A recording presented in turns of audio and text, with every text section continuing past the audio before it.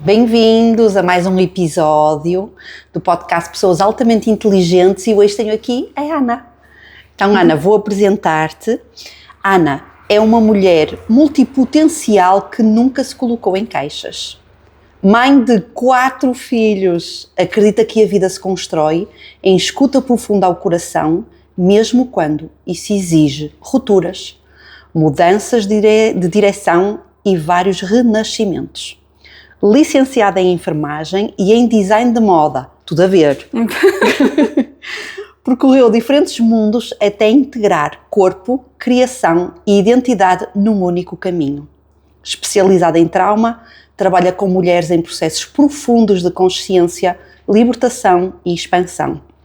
Integra terapia somática, sistema nervoso, trauma transgeracional e abordagem sistémica, guiando verdadeiras mudanças identitárias. O seu trabalho acontece no corpo, onde padrões são libertados e uma nova forma de viver se torna possível. Que bonito, Ana. Então, obrigada. Diz-me lá quem é a Ana. Agora, ouvir isto tudo e tu ouvires isto tudo. Ouvir isso tudo. Acho que essa pequena síntese define um bocadinho, não é? Que é sempre muito difícil de definirmos quem somos e a nossa vida assim num parágrafozinho. Mas define um bocadinho assim destes meus altos e baixos, dos meus saltos, da minha construção e reconstrução. Acho que a vida me obrigou a isso, não é? Não foi algo que eu tivesse escolhido.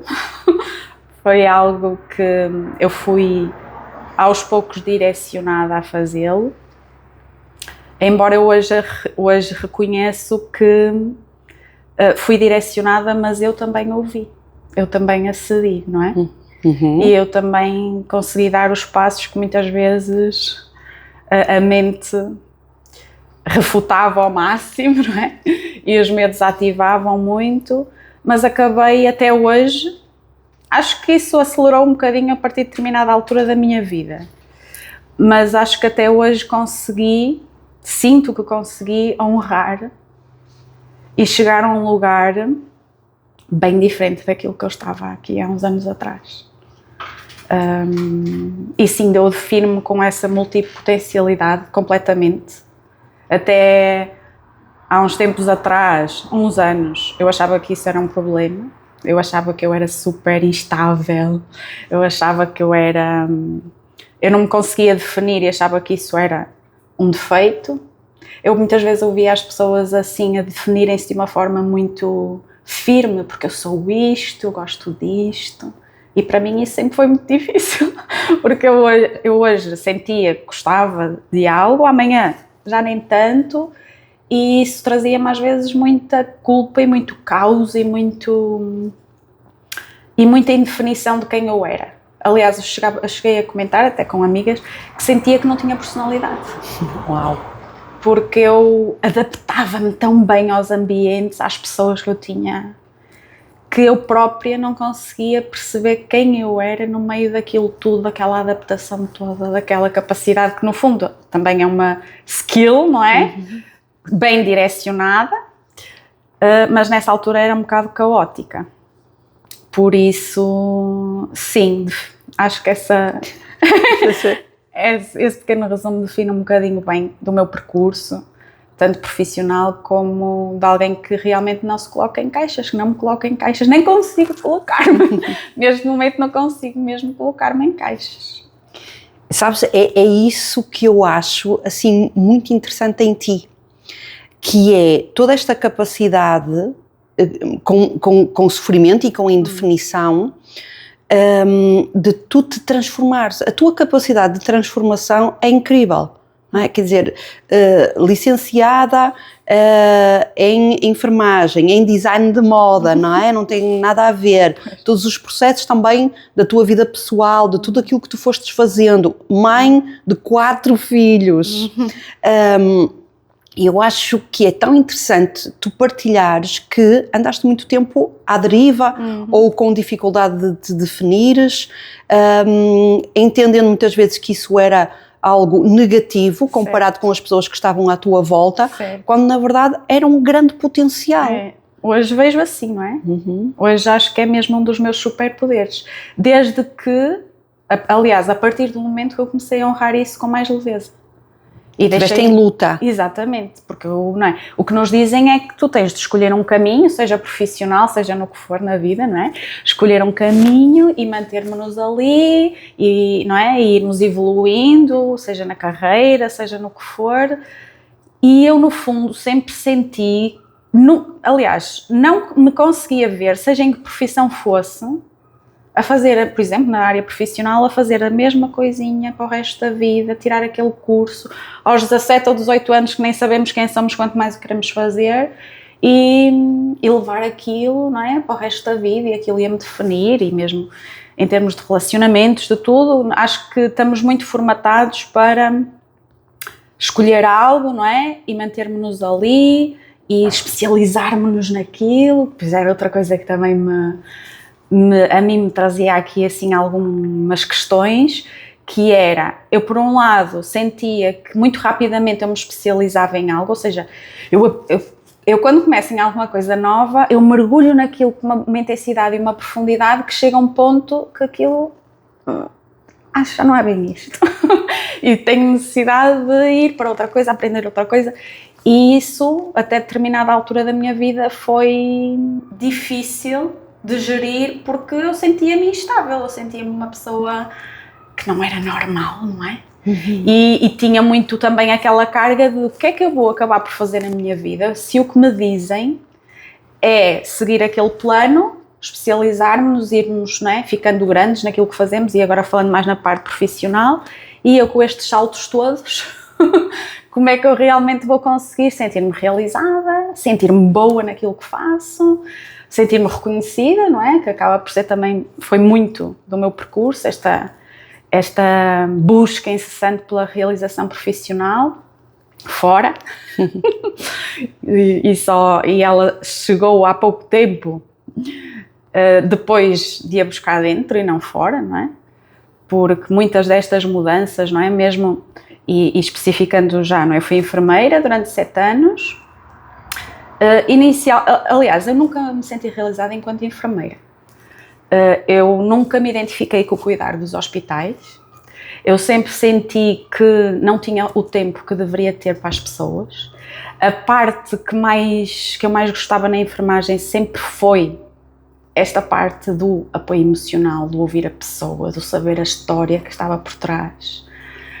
Intuitivamente, e atenção, que eu antes era, não digo que era cética, que eu nunca fui cética, eu acho que eu sempre tive uma profundidade que rejeitei durante muito tempo, mas eu não era cética. Eu, no fundo, eu sentia que havia sempre algo por trás, e lembro-me perfeitamente, muitas vezes, de estar a ter conversas mesmo com doentes, a tentar chegar ali a um padrão, ou a tentar chegar ali ao que de facto estava na base da causa maior da pessoa ter desenvolvido aquele problema, sobretudo problemas graves, e sempre me senti assim muito chamada para isso. E é interessante, agora falando, é interessante perceber que já nessa altura eu sentia-me muito atraída por, embora tivesse medo, mas eu sentia-me muito atraída por, e esses doentes vinham quase sempre ter comigo, que eram doentes que estavam em fim de vida, não é? Eu ficava com aqueles quartos, e então perceber todo aquele processo, quase o desvincular da vida, e perceber que havia ali um padrão também, não é? Em várias coisas, que racionalmente a minha veia científica, não, isto não, Aninha, ter esse rejeitava de cogitação, mas sempre me senti muito aliciada por isso. E pronto, e aos poucos, eu no meu caso, até muito tarde, foi tentativa e erro. Foi muito tentativa e erro, foi muito explorar. Porquê? Porque eu buscava fora, não é? Eu buscava fora, eu buscava status profissional, eu buscava o que me disseram inicialmente na escolha do curso, saídas profissionais. Por isso eu estava tão fechadinha em mim e naquilo que eu realmente sentia e queria para mim, que eu vivia mesmo para fora. Como é que eu seria melhor vista pela minha família. Outra parte que eu percebi ao longo do percurso, que me levou à enfermagem, foi muito, primeiro, a história do meu sistema familiar, muita gente doente, muita gente com mortes precoces, muita gente, não é? E a salvadora a querer, a querer ir salvar toda a gente, e outra parte, de querer a atenção deles, não é? De querer, não é? Porque era a única pessoa, depois acabaram por ir mais na área da saúde, então as pessoas que até então da minha família não recorriam a mim passavam a recorrer, não é? E então aquilo alimentava-me, não é? Mas no fundo, quando eu analisava, tu gostas do que fazes ou... Não, para mim aquilo era penoso. Uau! Era penoso. E falar sobre isto traz-me aquela consciência do quanto eu me sujeitei até determinada altura da minha vida, não é? Porque no fundo foi um autoflagelo, ninguém me obrigou a ir para lá, nada, mas foi muito viver para fora, eu vivia para fora e nem tinha consciência que vivia tanto para fora. Não me conectava realmente com aquilo que eu sentia. Eu buscava muito segurança, e para mim segurança estava numa estrutura profissional, que me diziam ser sólida, não é? Uma carreira que eu podia... também num relacionamento que me trouxesse essa segurança. Agora, pensar nessa segurança como algo interno ou como algo que eu construía de dentro para fora, era assim um sonho longínquo. Então essa busca tão grande pela realização, por me sentir reconhecida, foi sempre muito para fora. Por isso é que eu digo que eu me senti perdida durante muito tempo e senti que tinha um problema durante muito tempo. Porque não conhecia esta minha essência de que funciona mesmo assim. Eu sou feliz é assim, eu sei que neste momento eu sinto-me alinhada porque eu sei que aquilo que eu estou a construir vai evoluir comigo de alguma forma e vai mudar quantas vezes tiver que mudar porque tem mesmo que ser assim. Mas isso é tão importante e é tão necessário trazermos isto para a partilha com os outros e principalmente para quem nos estiver a ouvir, que se sinta que esteja numa situação dessas, de não se conseguir definir, de lutar através do seu caminho profissional, através até de situações familiares e de sentir que não consegue uma definição ou até de estar num lugar profissional em que sabe que não é ali, mas que está agarrada a uma crença, que está agarrada a uma ideia. No fundo, tu não tinhas à tua volta nessa altura pessoas de referência que te pudessem mostrar, não necessariamente por palavras, mas por posturas, por formas de estar, de que é possível viver assim e que isso faz parte de um processo de transformação, porque está tudo ligado, não é? Aquilo que tu fazes hoje, tu tiveste um grande estágio quando eras enfermeira, não é? Sem dúvida. E portanto, qual é o momento que tu identificas que tu paras de ter esse conflito interno, para além daquilo que tu partilhas também, do reconhecimento familiar, de toda a tua história familiar, de muita doença, de muita morte precoce, de tu seres a salvadora, que te colocava nos dois pontos, ou seja, a salvadora e também a afinidade com aqueles que sofriam, ou seja, estavas nos dois lugares, e esses dois lugares também traziam conflito. Mas a minha pergunta é, se tu consegues identificar qual é o momento que tu paras com esse conflito? Que eu paro e começas a aceitar esta inconstância como um skill. Certo, isso já foi bem mais tarde. Eu dei o salto da enfermagem para moda, não é? Comecei a estudar moda e foi também assim algo completamente aleatório, achava eu. Aleatório, eu tive em medicina dentária, eu acabei a enfermagem, fui trabalhar para Lisboa e entrei logo em medicina dentária, comecei a estudar e a trabalhar. Depois, entretanto, vim viver para Braga, consegui ir para o Hospital de Braga e deixei o curso de medicina dentária, ainda bem, porque mais uma vez estava a fazer só by the book, não é? E porque era o esperado, whatever. E me fez-me parar ali um bocadinho e a escolha de moda foi mesmo. Eu acho que começou aí. Intuitivamente. Então, Ana, tu já buscaste o reconhecimento social, tu já buscaste as saídas, o que financeiramente seria melhor. Pensa só em algo que tu ias gostar de fazer, independentemente se vais conseguir ter colocação, se vais conseguir ser bem-sucedida, o que é que tu ias gostar de fazer só? E foi mesmo assim, a ver a lista de cursos na UEM e já tinha ido para a gestão também, eu já tinha... Tu não paraste? Não parei, essa busca nunca parou. E então, foi mesmo, olha, só me falta as artes, agora só me falta explorar as artes. Eu sempre gostei de desenhar, eu sempre tive esta veia mais de procura pelo belo, pelo estético, não é? Isto sempre fez muito parte de mim. E eu, a ver assim a lista, e vejo arquitetura, logo status, qual é o mais status aqui na lista? Arquitetura, mas depois, não. Depois vejo assim, design e marketing de moda, e eu, está aquilo que na altura não conseguia definir. Eu acho que ia gostar de fazer isto. Foi tão simples quanto isso. As pessoas diziam, seguiste o teu sonho, não. Foi exploração, foi tentativa e erro, e foi colocar-me, lembro perfeitamente de me colocar neste lugar de o que é que vais gostar de fazer agora, independentemente do que poderá vir daí ou não. E pronto, foi selecionado assim o curso e entrei no curso. Surreal, só tu. Entrei no curso e correu super bem, mesmo bem. Quando sentimos que estamos no flow, não é? Eu acho que todas as grandes decisões da minha vida, que foram tomadas assim neste lugar, que eu vejo que é um lugar muito mais intuitivo do que mental, levaram-me sempre a este quase estado de flow, em que as coisas acontecem com leveza, a expansão é rápida. Eu ainda não tinha acabado o curso de moda, já tinha emprego, e eu lembro-me quando entrei, pessoal da enfermagem e da saúde, lembro perfeitamente de estar uma vez no refeitório e me estarem a perguntar, mas estás a tirar o quê? De por cima, não é? Ciências, moda, está louca. E eu, estou a tirar. E achas que isso vai dar o quê? Alguma coisa, exato. O que é que vais fazer com isso? Eu não te preocupes com o que posso fazer, eu sei, não sabia nada. Mas afinal sabia. E muito isso, pronto. E as coisas acabaram por evoluir muito rápido e eu em poucos anos já estava na direção de design da empresa de onde eu saí agora, não é?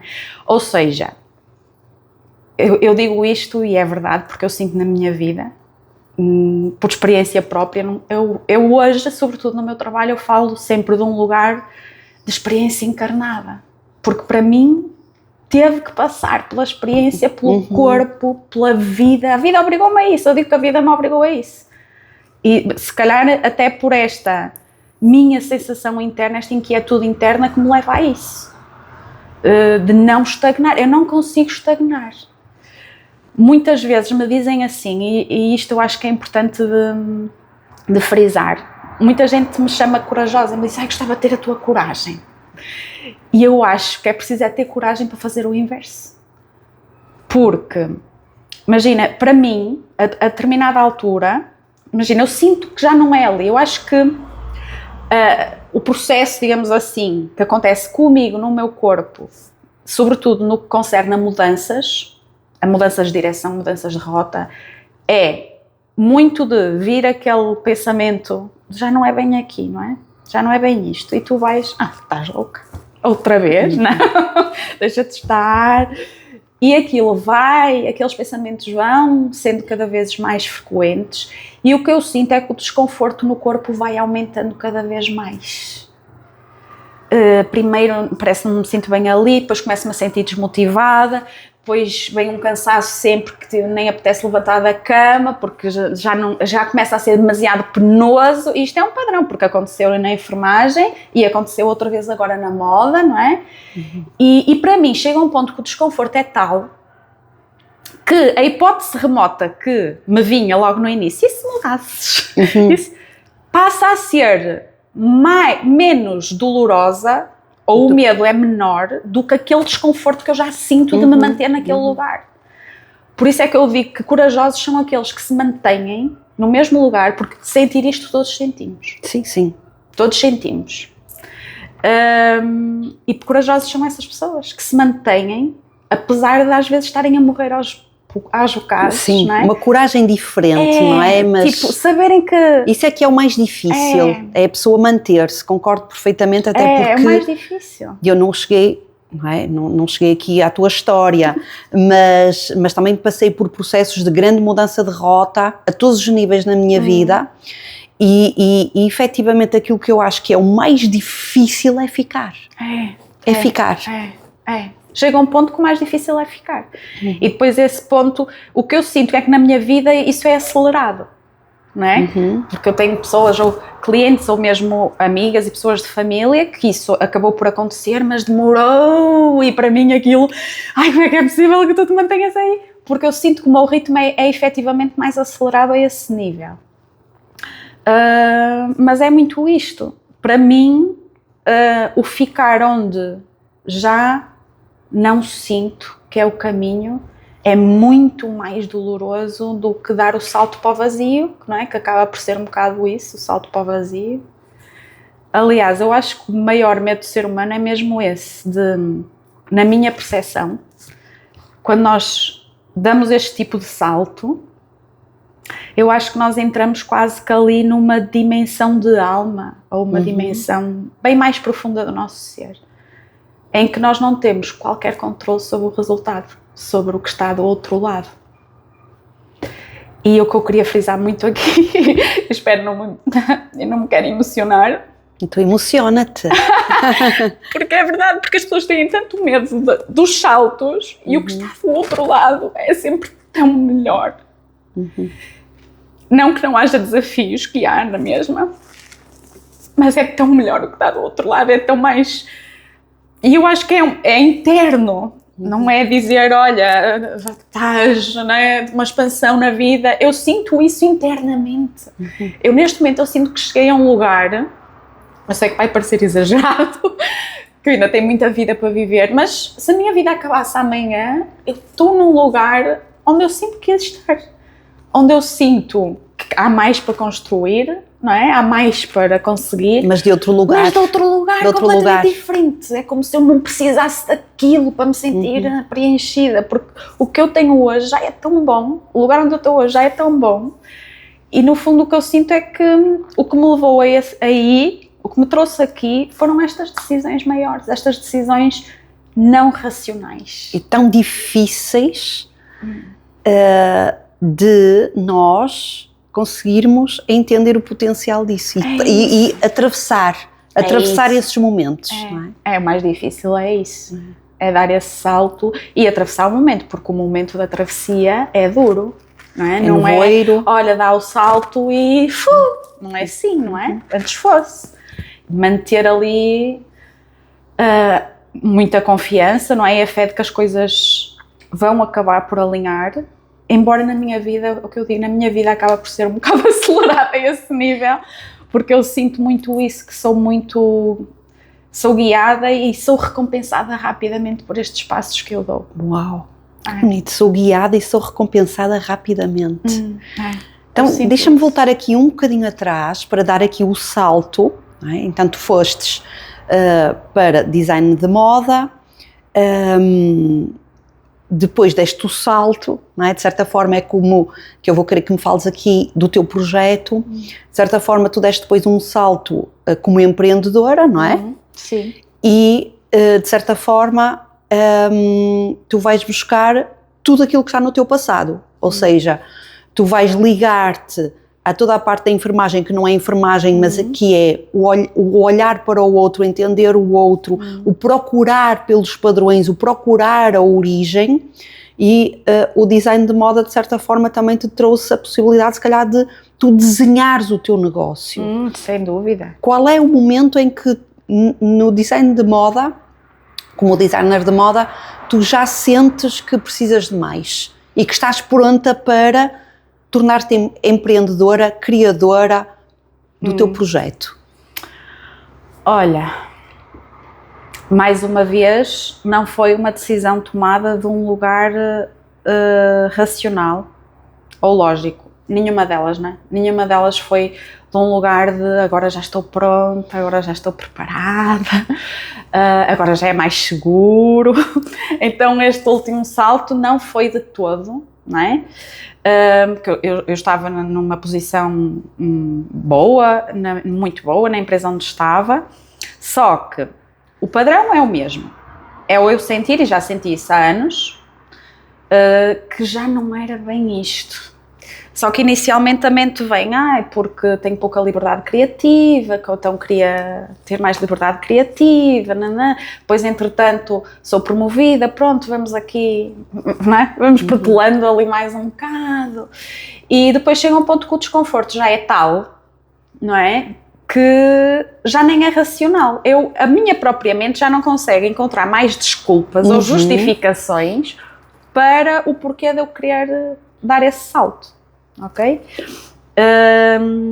E neste caso foi mesmo, eu tive os gêmeos, não é? Fui de gravidez de risco na altura e a minha intenção já era não regressar. Pronto. Eu acho que depois do nascimento dos meus filhos deu-me ali foi assim outra cura gigantesca e fez-me ali atravessar também muitos medos, muitas questões que eu achava que já estavam curadas, que já estavam resolvidas e eles trouxeram assim tudo outra vez.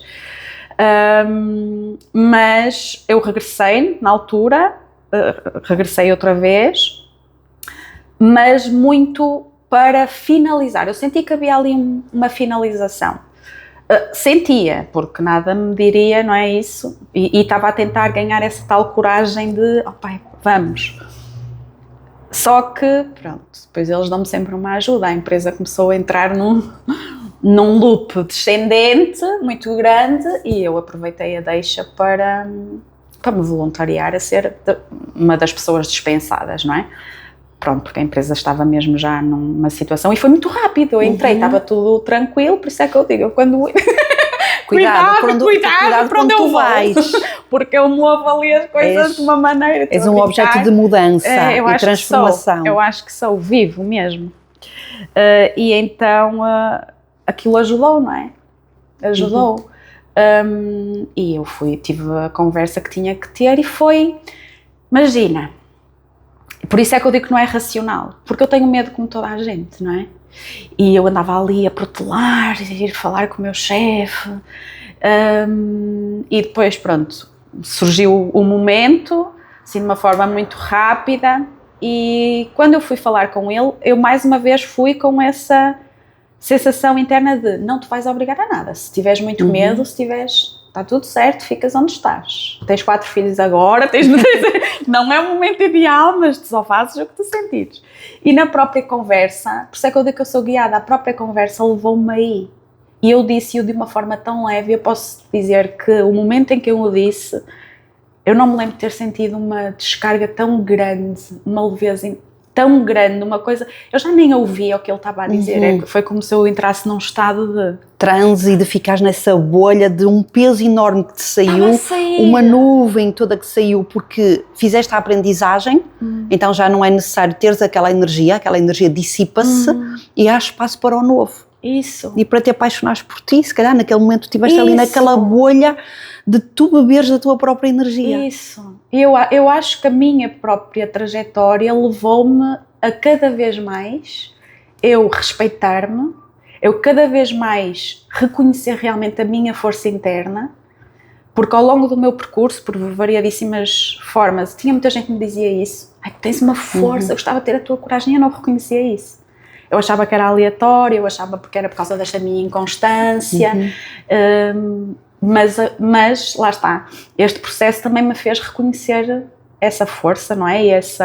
E essa capacidade que hoje sei que tenho, de não ficar onde já não é para ficar e de honrar aquilo que eu estou a sentir. Óbvio que não é automático, olha, vem-me um pensamento e vamos mudar outra vez. Não, óbvio que não, tenho o meu processo como toda a gente, mas cada vez mais tenho a certeza que nós, digamos que seria muito redutor nós vimos cá este mundinho para mesmo a nível profissional, para escolhermos uma área, uma profissãozinha e vai ser aquilo para o resto da vida, relacionamentos igual, que é isso que nos formata, casa, tem uma família para o resto da vida, felizes para sempre, quem dera que fosse assim. Mas digamos que é um bocadinho difícil e até ingênuo da nossa parte acharmos que, mesmo em termos de relacionamentos, e não falo só amoroso, relacionamentos na vida, nós temos uma dificuldade gigante com os fins de ciclo. Não é? Reconhecer, aceitar fins de ciclo. E eles fazem parte da vida como toda e qualquer, não é?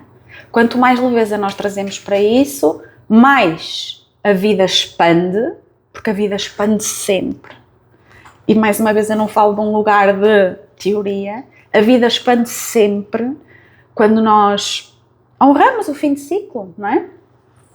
E como eu estava a dizer, seria um bocadinho redutor que a nossa vida fosse esta linha reta, não é? E anti-evolução. Exatamente. E anti-evolução e transformação.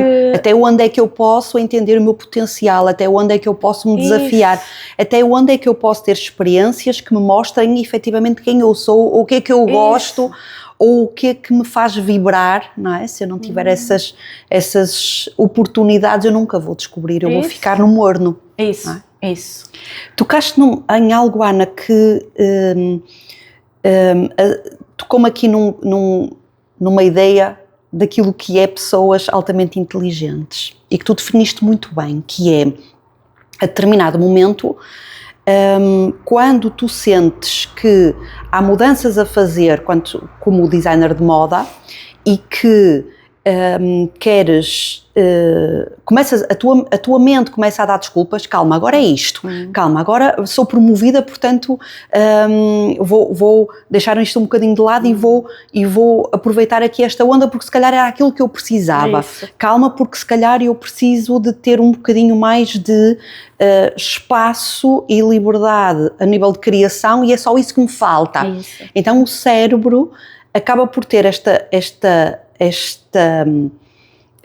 forma de nos iludir, de certa forma, só que aquilo que acontece a nível cerebral é que tudo aquilo que nós vemos, nós vamos ir buscar a 2 lugares no cérebro, que é aquilo que nós aprendemos, aquilo que nós vivenciamos.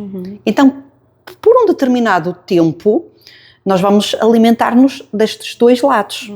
Quando já não há mais, porque aquilo que é necessário é algo novo e que já não conseguimos ir buscar, o cérebro já não consegue ir buscar, onde nós aprendemos e onde aquilo que nós vivenciamos e que se tornou uma aprendizagem também, portanto, aí só há uma forma, que é a experiência de coisas novas.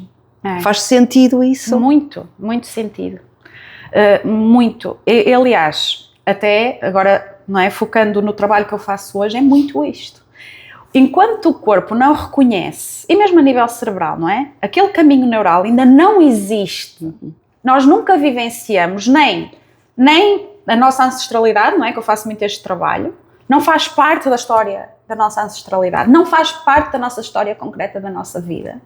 Como é que o corpo, como é que o coração, como é que o cérebro vai reconhecer isto, não é?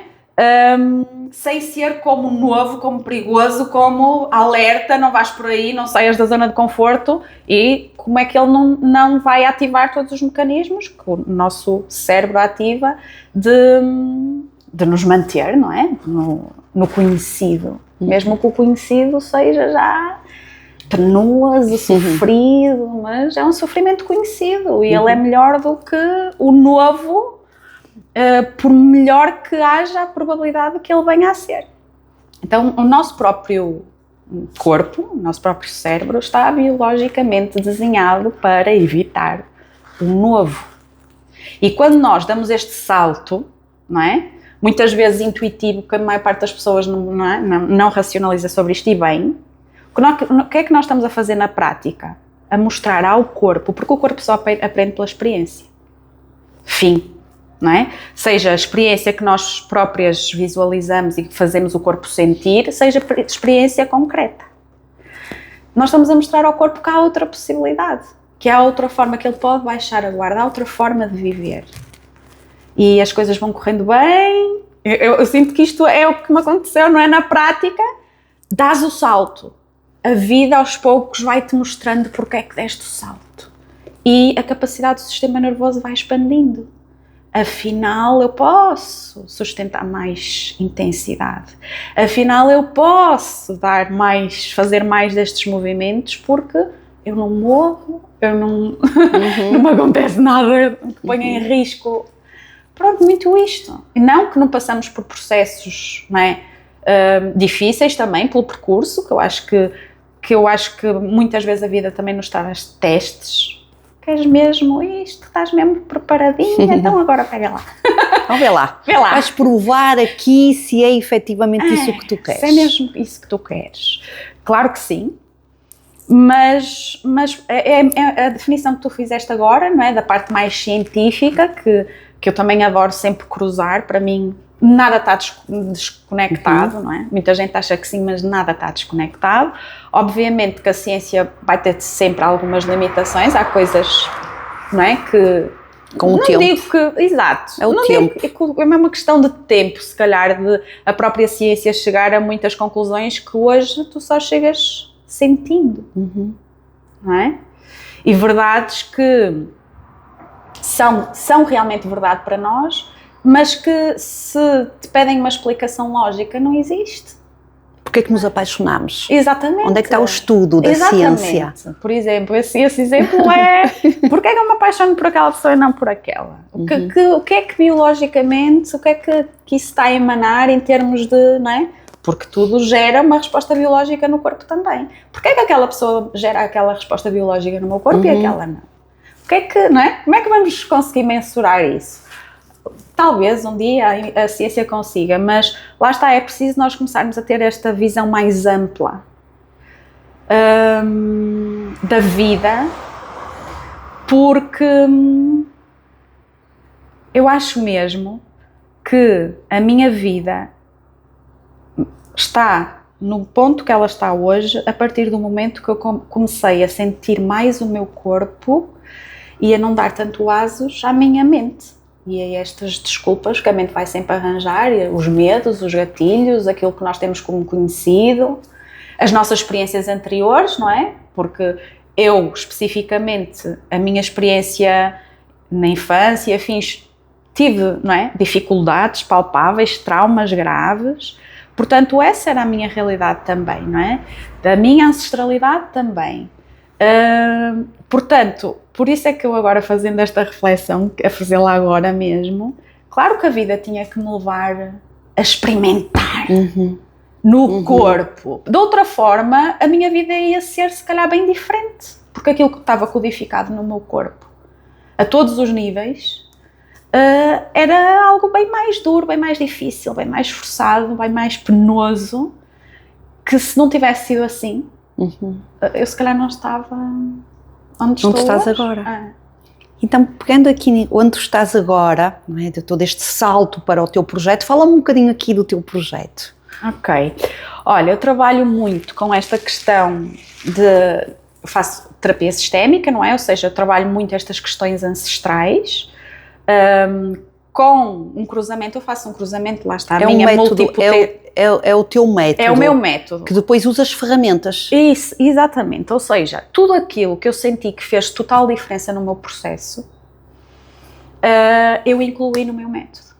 Seja este trabalho mais profundo de trauma, feridas emocionais, criança interior, ancestralidade, porque aquilo que nós trazemos não é só nosso. E é preciso olhar para este trauma que racionalmente não conseguimos aceder a ele, mas não me aconteceu nada na minha vida para eu ter este bloqueio, para ter esta questão, pois não. Trazes uma mochilinha contigo, emocional também, e que o teu corpo manifesta. E mais recentemente, então, esta questão, aliás, eu acho, ia dizer, mais recentemente esta parte mais somática, mas eu acho que, no fundo, a parte somática, ou seja, corpo, atuar sobre o corpo, sempre fez parte da minha forma de trabalhar, não é? Agora, de uma forma mais concreta, aliando esta parte da terapia somática, mas não tanto a terapia somática convencional, e lá está, mais uma vez, ela vai bater na minha história e na minha experiência. É impressionante como, aos poucos, a vida me vai direcionando, olha, e agora é isto? E quando eu não deito abaixo, aquilo tipo bem, era isto que eu fazia já intuitivamente e não sabia. Que é, sim, faz parte da regulação do sistema nervoso, como nós conhecemos, de forma mais comum, não é? Entre o estado de alerta e o estado de relaxamento, mas o meu foco agora é muito mais em trabalhar o sistema nervoso de uma forma que nós consigamos sustentar mais intensidade. Ou seja, a lógica é, e vais ver que é super interessante, e uma abordagem não substitui a outra, atenção, ok? Mas imagina, lá atrás quando éramos macacos, na pré-história, ou nas cavernas, nós beneficiávamos-nos, digamos assim, deste estado de alerta para ir caçar, não é? Para fugir de um animal feroz que nos estava a tentar comer, não é?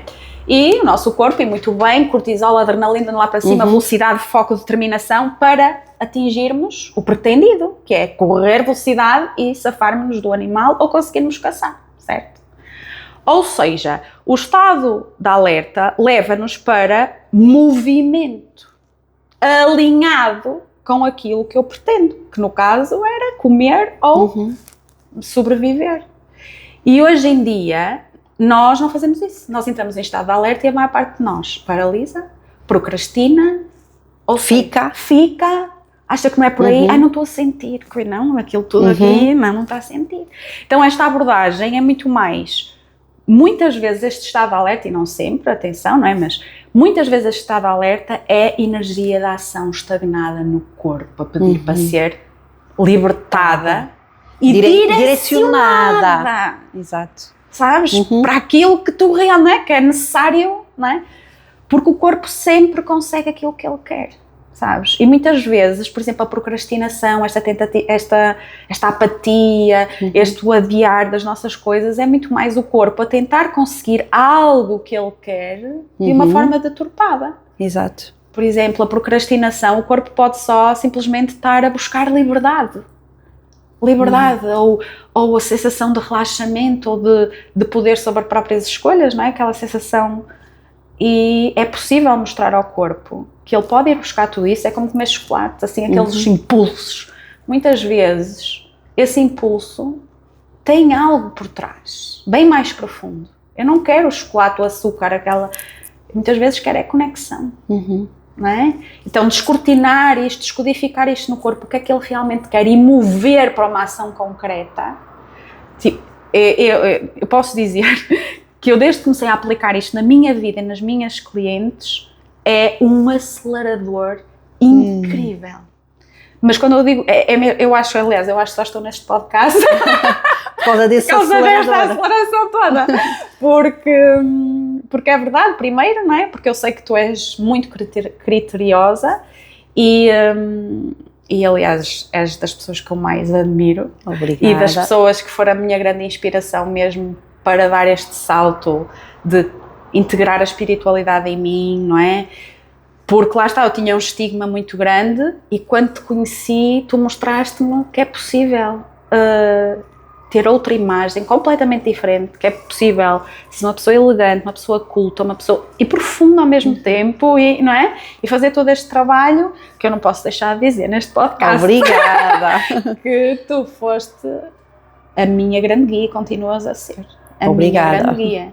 As maiores decisões na minha vida foram plantadas por ti. Tu deixas a semente e nós depois, não é? Intuitivamente, aquilo vai crescendo e vamos percebendo o quanto era aquilo que a alma queria. E tu és expert nisso. Tu vais ao cerne. Que bom. Mesmo. Tenho que falar aqui nisto, Isabel. Não tem muito a ver, mas tenho que falar. Ok. Pronto. Que é o meu grande despertar espiritual foi através de ti, não é? Começou esta busca, sobretudo, a partir do momento em que eu fui mãe, e foi muito simples como eu vivia sempre projetada no futuro, no que ainda não tinha, no que ainda não conseguia, ainda não era realizada, e achava que o meu filho ia-me fazer estar mais presente, mais... Não é? Inicialmente sim. E foram dois. Sim, mas o primeiro mesmo, quando eu me tornei mãe. E ele é que me fez querer parar, não é? E tentar perceber porque é que eu não conseguia... na altura foi tão simples quanto isso, eu não vou conseguir viver a infância do meu filho da forma que eu gostaria, porque eu nunca estou cá. Eu estou sempre a pensar no... Pronto. E isso levou-me a fazer uma leitura da aura contigo, não é? Que na altura não te conhecia, vi um vídeo teu em colaboração, que estavas a falar sobre o que era a leitura de aura, e aquilo prendeu a minha atenção assim de uma forma irracional. Tenho que marcar. Mandei-te mensagem pelo Instagram, depois tu mandas-me o teu contacto, isto tem que se dizer, e quando eu fui pôr o contacto, já o tinha. Há anos, porque a minha prima tinha mudado. E eu na altura, porque ela lá sabe que é uma leitura de aura, já o tinha gravado no telemóvel. Pronto, e essa leitura da aura foi para mim... Foi para ti e para mim. Foi, não é? Foi. Porque foi uma validação para as duas de muita coisa. Eu na altura estava a criar uma marca de roupa que se chamava Holly, com H, e pronto, e fazer a leitura da aura, e a primeira vida a que se acedeu, primeiro o meu corpo começou a falar, e tu estavas a contar a história e eu, meu Deus do céu, só me faltava a tirar-me para o chão a chorar para a birreima. Ou seja, o meu corpo começou a falar e eu não reconhecia a história racionalmente, mas... e depois, isso já, para mim já bastava para perceber que tu estavas a tocar numa verdade muito profunda sobre mim, não é? E a própria história da Holly, não é? E o que ela deixou de viver. E depois tu ainda dizes assim, está-me a vir o teu nome nessa vida, era Holly. E eu só não me atirei para o chão por vergonha, porque eu já tinha tudo feito da marca, já tinha o merchandising todo, Holly. E aquele nome tinha-me vindo assim em meditação, e eu própria nem sabia que tinha a capacidade do que quer que seja, ou seja, isto foi tudo... Um cruzamento, não é? E é incrível, Holly com H. E tu disseste mesmo, Holly com H. E eu, meu Deus do céu. Ainda estava tudo em ti, não é? Ainda não estava nada cá fora. Nada, estava tudo, eu já estava a fazer as amostras todas da parte do merchandising, a criar a coleção, e tinha-lhe chamado Holly porque adorei o nome e pronto, aleatório. Afinal eu chamava-me Holly, não é? Mas, por isso, eu tinha que dizer isto, não é? Porque essa leitura precipitou várias coisas na minha vida, perceber o quanto eu não me estava a permitir a viver, o quanto eu estava desconectada daquilo que eu realmente queria, o quanto eu vivi uma vida a adaptar-me ao que era suposto e não a viver aquilo que eu realmente queria, sentia, não é? Os medos é que ativavam, isso não é possível, Lara, isso só nos filmes, isso só baixa a realidade. Só que aos poucos, depois, eu acho que quando uma verdade interna é tocada, ela tem que sair para fora, não há hipótese, não é? Lá está o tal desconforto que vai aumentando, até que não temos outra saída senão dar o passo, não é? Que bom, sabes, se nós pegarmos agora em todo o teu trajeto e vamos agora inventar aqui e trazer aqui uma vida passada. Então era uma Ana que vivia nas cavernas, que quando chegavam os feridos, que tratava deles e que fazia pinturas rupestres. Exato, completamente. E que um dia olhou e disse assim, pessoal, não temos que viver aqui, vamos todos sair daqui. Há um lugar melhor para onde nós podemos ir. Não é? E que havia um medo, vamos direcionar o nosso foco, o nosso objetivo, a nossa força, duplicar a nossa matriz interna para que ela possa ter a energia mais forte do que a matéria. Então, é muito isso, não é? Completamente. E se analisarmos, mesmo as grandes evoluções na história foram por um louco que achou que era diferente que se tinha que fazer. E inicialmente era maluco, não é? E afinal depois foi ele que levou a humanidade a outros patamares, não é? Por isso eu acho que acaba por ser um bocadinho isso. E se cada um de nós fizesse isso na própria vida, se calhar nós estávamos todos já noutro lugar bem diferente. Só que nós condicionámos-nos uns aos outros, porque nós também não queremos, não é? Nós queremos o nosso amigo como ele é agora. Se ele mudar muito, se calhar não vai ser nosso amigo. Então nós também não queremos muito, não é? A nossa zona de conforto. E ainda tocando num ponto que tu falaste, e muito obrigada pelas partilhas que tu fizeste sobre mim e sobre o percurso que nós fizemos juntas e que nós vivemos efetivamente muita coisa juntas também. Sem dúvida. E o facto de estares aqui, eu senti que tu tinhas que estar, não necessariamente pelo teu trabalho, pelo aquilo que tu fazes, que é maravilhoso, e por favor sigam o trabalho da Ana, e porque quando nós ensinamos aquilo que vivemos, automaticamente tornamos-nos mestres, somos mestres, porque não é ninguém que possa apontar o que é que seja, não é? Quer dizer, os traumas todos que tu viveste, e o percurso que tu fizeste, tens a responsabilidade de orientar, de ensinar os outros à tua volta.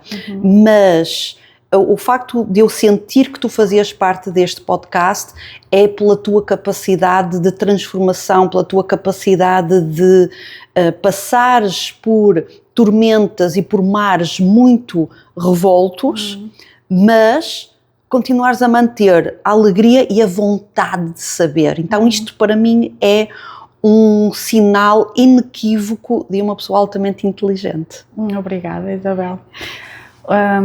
Aliás, este convite honrou-me muito exatamente por eu já te conhecer, não é? E depois começar a tentar eu própria perceber porque é que teria sido convidada. E eu também cheguei aí, não é? Aliás, o preparar-me de algum modo para este podcast através de olhar para trás, não é? Perceber, ok, como é que foi a minha... Trouxe-me tanta informação que eu também ainda não tinha cruzado bem, ainda não tinha, se calhar, até integrado bem, e trouxe-me mais uma vez aquela sensação de, lá está, que tínhamos falado de quanta força foi preciso, quanta coragem foi preciso, mas estou de facto num lugar hoje que a minha versão de há 10 anos atrás diria que era quase impossível. Há 10 anos, mais um bocado atrás, que era quase impossível. E sim, tive que dar saltos muito difíceis, arriscados, não é? Deixar pessoas para trás, trabalhar a culpa, todas essas questões difíceis. Ainda hoje, não é? Não me emociono de um lugar de dor, mas de reconhecer a força que foi necessária. E realização, sentido de realização e de poder. É isso. Interno. É isso. E essa tal realização, essa tal segurança que eu tanto buscava fora, e era isto que eu também queria frisar, que é importante, porque muitas vezes a sensação de mudança que nós temos externa é primariamente uma mudança interna. E nós vamos ter tendência a mudar o externo, ou a querer achar que temos de mudar o externo, e bloqueamos aí, porque às vezes são mudanças muito drásticas, não é? E as pessoas andam ali, e muitas vezes, não é muitas vezes, sempre, a mudança maior é interna. Muitas vezes, só que a nossa concepção mental leva-nos àquela ideia de que é algo fora, que eu tenho, é o meu trabalho, não, é o meu relacionamento. E muitas vezes fazemos essas mudanças e percebemos que a questão mantém-se, não é? Ou o vazio mantém-se, ou não é? O que quer que seja que a pessoa sente. Porquê? Porque primariamente o trabalho é interno. E depois sim, depois desse trabalho interno ter sido feito, aí sim as decisões podem ser necessárias, e muitas vezes são, mas já vai ser de outro lugar, não é? Isso também é importante, porque às vezes essa sensação de mudança é algo que o corpo, que o coração, que o que quer que seja, a alma não está a pedir, mas que a mente ainda não consegue aceder. Então ela vai buscar o que é conhecido. O que é conhecido? Mudança só se for o palpável. Vamos lá mudar, não é? O que está à volta. O que está à volta. E é importante também passar isso. Muito bem. Então, para terminarmos, Ana, o que é para ti uma pessoa altamente inteligente? Palavras tuas. Ok. Então, para mim hoje... Já foi a versão clássica, não é? Da pessoa com uma memória gigantesca, uma cultura geral grande, academicamente eficiente, boas notas e tudo mais, e eu tentei-me colar aí durante muito tempo, Mas hoje, para mim, a inteligência é um conceito muito mais amplo e muito mais profundo do que isso. Até porque perseguir essa noção de inteligência não me levou muito longe, não é? Ou seja, fez-me atingir os determinados patamares que são supostos, mas de um lugar vazio. Faltava na mesma mais. Ainda não era bem aquilo, não é? Pronto, muito esta questão. E sem percepção de quem eu realmente era e desta multidimensionalidade. Então hoje eu vejo a inteligência muito mais como esta capacidade de ler o que se passa dentro, não é? E de conseguirmos de algum modo sentir quando o caminho já não é verdadeiro e não só sentir, porque sentir todos sentimos, mas conseguir agir, ter coragem de agir alinhado com essa sensação interna, muitas vezes irracional, que nos guia para algo, não é? Para mim, hoje a inteligência é isso. É essa capacidade de sentir e esse discernimento e coragem para agir em consonância com isso. Uma definição perfeita. Obrigada, Ana. Espero ter-te novamente aqui no podcast. Teria todo o gosto. E fechamos assim este episódio maravilhoso. Obrigada.